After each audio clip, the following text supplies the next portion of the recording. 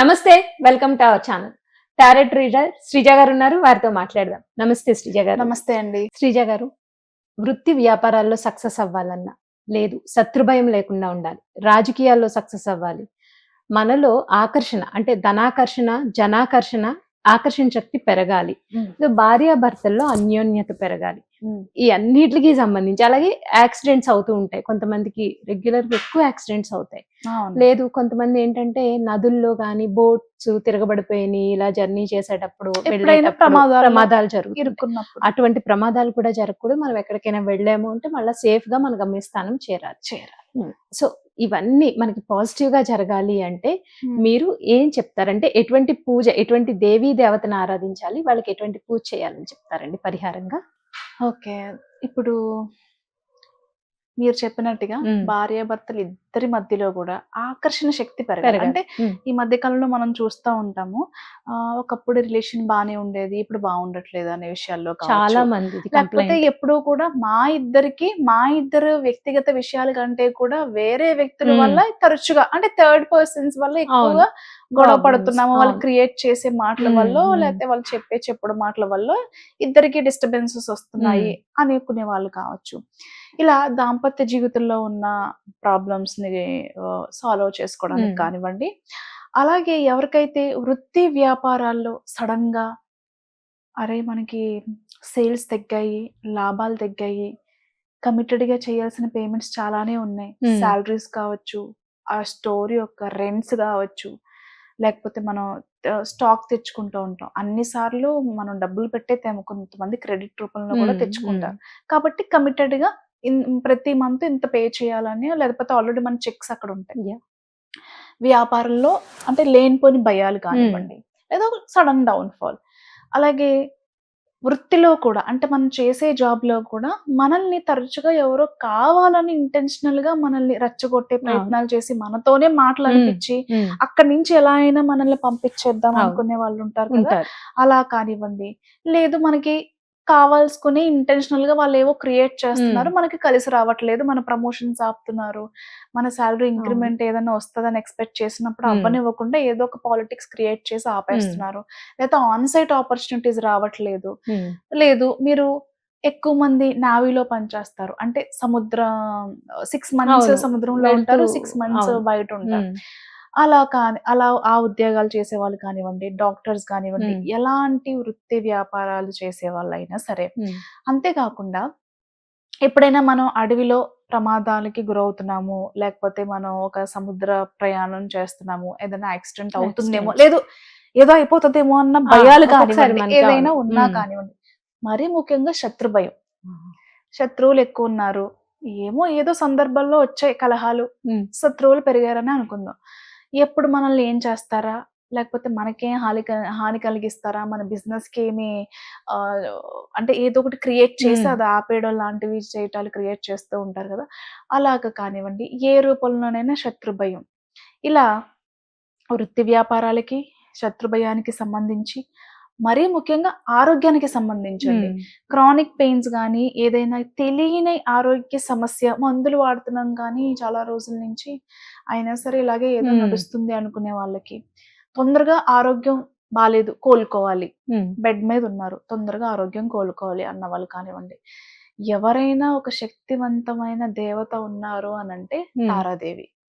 అంతేకాదండి, జాతకాల్లో గురుబలం తగ్గింది, ఇల్లు కొనుక్కోవాలి, అలాగే మాకు ఎక్కడి నుంచైనా రావాల్సిన డబ్బు రావట్లేదు అనుకునే వాళ్ళు కానివ్వండి, ప్రకృతి ప్రేమికులు ఎవరైతే ఉన్నారో, జంతు ప్రేమికులు ఎవరైతే ఉన్నారో వాళ్ళందరూ కూడా, ఫర్ ఎగ్జాంపుల్ నేను నేచర్ కానివ్వండి, యానిమల్స్ కానివ్వండి, అది చాలా మంది నా వీడియోస్ చూసే వాళ్ళకి తెలుసు. సో అలా యానిమల్స్ మీద, ప్రకృతి మీద ఎక్కువ ప్రేమ ఉన్న వాళ్ళు, వాటి ఏమంటారంటే ప్రకృతి నాశనం అయిపోకూడదు, ప్రకృతి సహజంగా ఉండి నేచర్ ఎప్పుడు కాపాడబడుతూ ఉండాలి అనుకుంటాం కదా, వాళ్ళు కానివ్వండి, గోవధలు కానివ్వండి, యానిమల్ ప్రొటెక్షన్ ఎక్కువ కోరుకునే వాళ్ళు కానివ్వండి, ఎవరైనా సరే తారాదేవిని ఆరాధిస్తే మీరు ఏం అడిగినా ఖచ్చితంగా చేసి తీరుతుంది. తారాదేవి అంటే ఎవరో కాదు, అనుకోవద్దు. తారాదేవి అంటే ఉగ్రదేవత, ఆ ఉగ్ర పూజలు చేసేవాళ్ళు మాత్రమే ఆరాధించాలి అని నేను విన్నాను.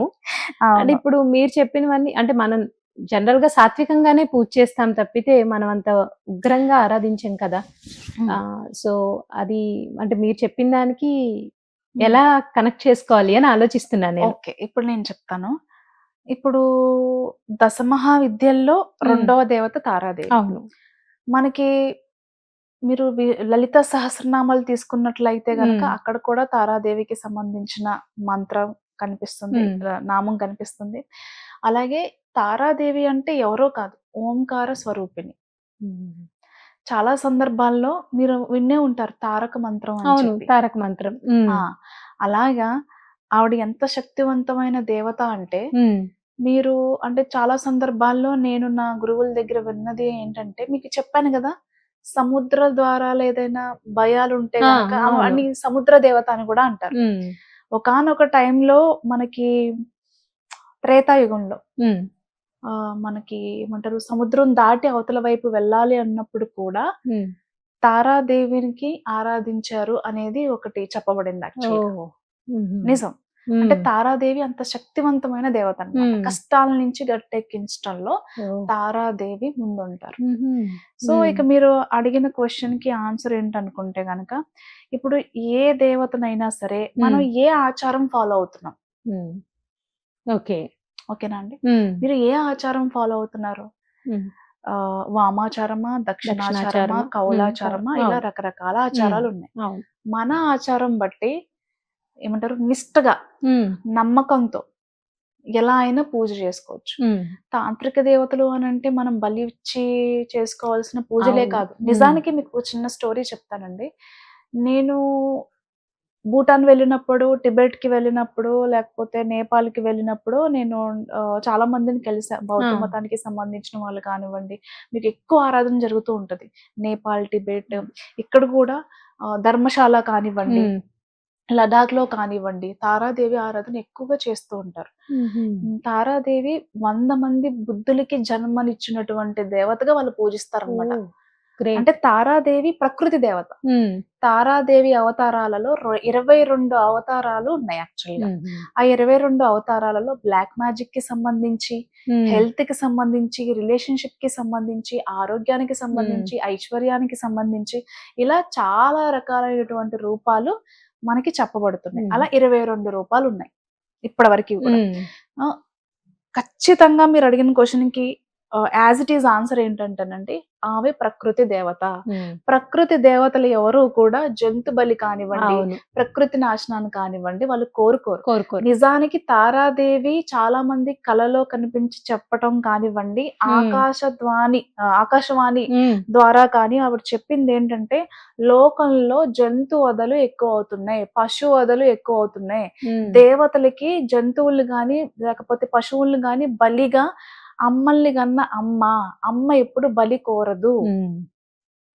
ప్రకృతి నాశనం అయిపోతుంది, జంతువులు దేవతల పేరుతో దేవుళ్ళ పేరుతో వధింపబడుతున్నాయి, ఇది కరెక్ట్ కాదు అని వాళ్ళకి చాలా సార్లు ఆవిడ సందేశం ఇవ్వడం జరిగింది. ఇప్పుడు మీరు చెప్పండి, మీకు ఆన్సర్ వచ్చిందా లేదా? వచ్చింది, చాలా మంచి ఆన్సర్ వచ్చింది. యాక్చువల్లీ నాలాగా చాలా మందికి అనుమానం ఉన్న వాళ్ళకి కూడా ఇప్పుడు మీ ద్వారా అది చక్కగా డౌట్ క్లారిఫై అవుతుంది కదా. అవును. అలాగే తారాదేవి రూపాల్లో 3 రూపాలు, ఉగ్రదేవత, ఏకజట, అలాగే నీల సరస్వతి. అంతేకాదండి, పిల్లలు ఎవరైనా సరిగా చదవట్లేదు, మనకి సరస్వతి కటాక్షం కావాలి, బాగా ఫ్లూయెంట్ గా మాట్లాడాలి, జనాల్ని ఆకర్షించాలి, ఆకర్షణమైనటువంటి లాంగ్వేజ్ కానివ్వండి లేకపోతే కళలు కానివ్వండి కావాలి అన్నప్పుడు తారాదేవిని ఆరాధిస్తే సరిగ్గా మేము కెమెరాని ఫేస్ చేయలేకపోతున్నాము, కమ్యూనికేషన్ ప్రాబ్లమ్స్ ఉన్నాయి, ఏదైనా ఒక కోర్స్ స్టేజ్ ఫియర్ ఉంటుంది, చాలా కోర్సులు నేర్చుకోవాలనుకుంటాము కానీ మేబీ నాకు ఆ అర్హత లేదేమో, ఏదో ఒక విధంగా ఎబిలిటీని మనమే తక్కువ చేసేసుకుంటాం. అలా కాకుండా పరిపూర్ణమైనటువంటి జ్ఞానాన్ని, విద్య అర్హతని మాట్లాడంటే వాక్, మీరు ఏదైతే మాట్లాడుతున్నారో ఆ వాక్ ను కూడా డెవలప్ చేస్తాం. డెవలప్ చేయడమే కాకుండా మీ మాటకి మీరు చెప్పింది వేదం అన్నట్టుగా అలా ఏమంటారు ఆ ఆకర్షణ పెరుగుతుంది అన్నమాట. సో ఒకటని కాదండి, తారాదేవి మీరు అడిగింది ఏదైనా చేస్తుంది. ఆవిడకి కావాల్సింది ఒకటే, జంతు ప్రేమ, ప్రకృతి మీద ప్రేమ.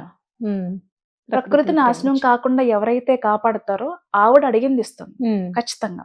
చాలా మంది ఏమనుకుంటారు, ఉగ్రతార మనం బలి ఇవ్వాలేమో, ఉమ్, అదేమో ఇదేమో అని అనుకుంటారు. అసలు ఏ దేవత అండి, అసలు ఒక తల్లి ప్రకృతి పరంగా కానివ్వండి, జంతు పరంగా కానివ్వండి, ఎవరు బలి అనేది కోరుకోరు. కోరుకోరు. అవును. శంకరాచార్యులు వారు మనకి కుంకుమ పూజను అందించడం జరిగింది. ఉమ్, రక్తవర్ణంలో ఉండే కుంకుమ పూజ చెయ్యండి, అవును. అమ్మవారు శాంతిస్తారు, ఉమ్, మీరు అడిగింది ఇస్తారు అని అవును. చెప్పేసి. అయినా సరే ఇంకా చాలా మంది బలులు ఇస్తూ ఉమ్. ఉంటారు. కాబట్టి మీరు అడిగిన క్వశ్చన్ కి నేను ఆన్సర్ ఇచ్చానని అనుకుంటున్నాను. 100% ఇచ్చారు. కాబట్టి ఎంత తాంత్రిక దేవత అయినప్పటికీ కూడా మనం ఏ ఆచారం ఫాలో అవుతున్నామో అదే ఆచారంలో చేయొచ్చు. ఉమ్, తారాదేవిని సాత్వికంగానే పూజించడం ఉత్తమం. ఉమ్, ఓకే. మీరు ఉమ్, గ్రీన్ తార అని, రెడ్ తార అని, బ్లూ తార, వైట్ తార ఇలా మీకు చెప్పాను కదా. ఉమ్, ఇలా మొత్తం 22 రూపాల్లో ఉమ్. ఆవిడ అదే ఉన్నారు. అన్నారు కదా. తారాదేవి ఎవరో కాదు, సాక్షాత్తు పార్వతీదేవి. ఉమ్, ఓకే. కాబట్టి ఓం తారే తూ తారే తూరే స్వాహ. నేను మంత్రాన్ని డిస్క్రిప్షన్ లో యా. కూడా మెన్షన్ చేస్తాను, మళ్ళీ ఇంకొకసారి చెప్పే ఉమ్, ప్రయత్నం చేస్తాను.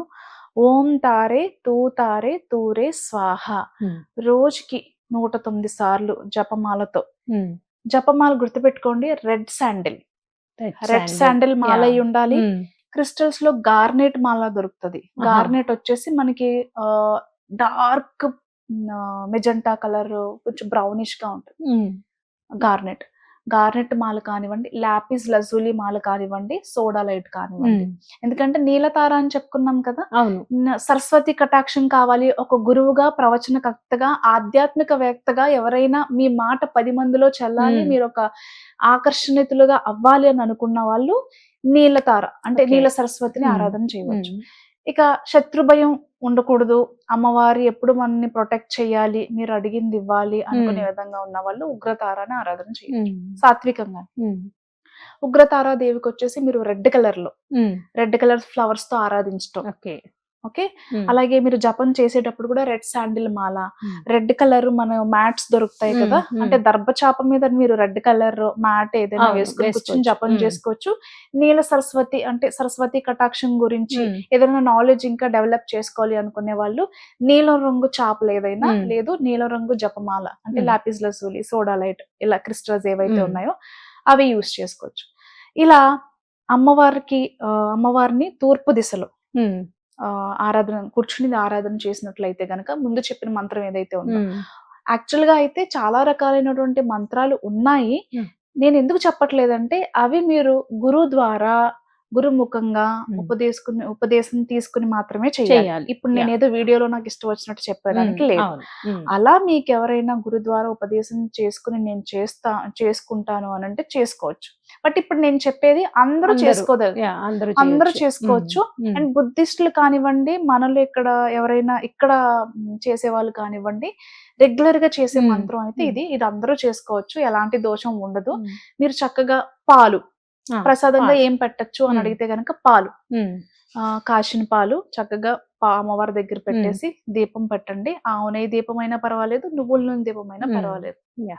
అలాగే బెల్లంతో బెల్లం ముక్క కానివ్వండి, ఉమ్. అరటిపళ్ళు కానివ్వండి, బెల్లంతో చేసిన పాయసం ఉమ్, అమ్మవారికి పరమాన్నం లేదా ప్రసాదంగా. క్షీరాన్నం. ఉమ్, ఇలా క్రమం తప్పకుండా నేను చెప్పినటువంటి ఈ ఉమ్, మాల విషయంలో, చాప విషయంలో ఉమ్. కావచ్చు, లేదా ప్రసాదం విషయంలో ఉమ్. కావచ్చు, ఇవన్నీ ఫాలో చేసుకుంటూ ప్రతిరోజు సాయంత్రం 7 గంటల తర్వాత ఉమ్, మీరు సాయంత్రం చాంటింగ్ చేసుకుంటే చేయాలి. గనక, ఈ చాంటింగ్ ఏదైతే ఉందో ఉమ్. అంటే మన జపం ఏదైతే ఉందో చేసుకుంటే, ముందు నేను చెప్పినటువంటి ప్రాబ్లమ్స్ ఫేస్ చేసే వాళ్ళు ఎవరైతే ఉన్నారో వాళ్ళందరికీ కూడా నిజంగా అమ్మవారు తన బిడ్డల్లాగా యాక్సెప్ట్ చేసి ఉమ్.